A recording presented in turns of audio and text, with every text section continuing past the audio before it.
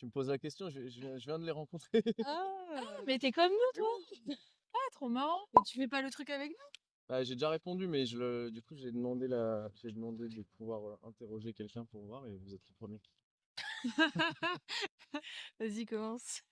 Bah, nous, je crois que ça va trop bien. Enfin, Ouais. moi, pour ma part, ça va super. Déjà, il y a du soleil, il y a des sourires, dans les rues, il y a de la montagne, de la nature, de l'apaisement et Les gens et sont hyper sympas ici, étonnamment. Tout le monde avait fait la mauvaise pub et en fait, les gens sont ouais. adorables, hyper ouverts.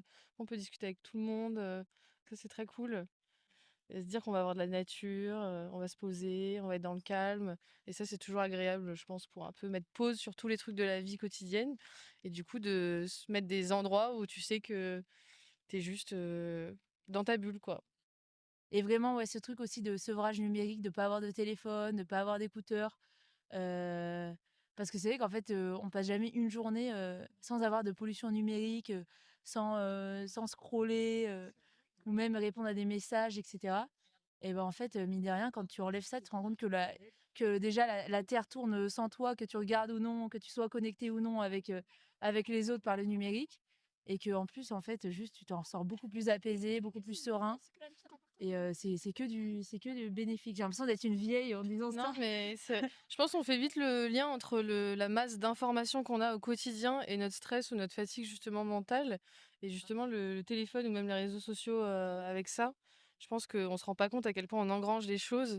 Et quand on met ça un peu de côté, à quel point, bah, effectivement, c'est plus facile de se détendre, de penser, de se décentrer un peu de soi-même et de ses soucis et de juste observer ce qu'il y a autour de nous.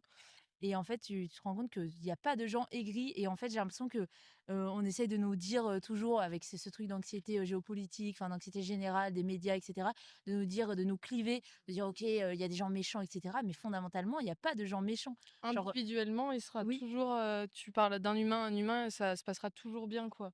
C'est peut-être des effets un peu de système de quand les gens sont à plusieurs, où il peut y avoir des choses un peu, déroutantes, mais quand tu prends un humain à part et individuellement, ce sera toujours juste quelqu'un qui a des passions, des stress, des choses, mais c'est exactement comme nous, quoi. Mais Donc, oui. Et puis le sourire, c'est grave contagieux. Et puis c'est hyper simple. Il suffit de montrer tes dents, tu souris, t'es trop heureux. Et à la limite, au début, t'es pas heureux, mais tu souris et c'est vraiment le fake it until you make it. Après, tu deviens heureux en fait en souriant juste. ouais. Enfin voilà. Ouais, et je pense que le plus important, c'est de cultiver ça, c'est de se réveiller tous les matins en se disant bon bah là ça va être une nouvelle journée. C'est un peu cliché ce que je dis, mais c'est vrai qu'on se disait des fois être heureux c'est un peu fatigant dans le sens où tous les jours faut repartir à zéro et il faut se dire ok ça va être une bonne journée, je vais interagir avec des gens cool, je vais être ouverte, etc. Et au final ça se passe toujours bien quoi. Donc faut un peu cultiver ce truc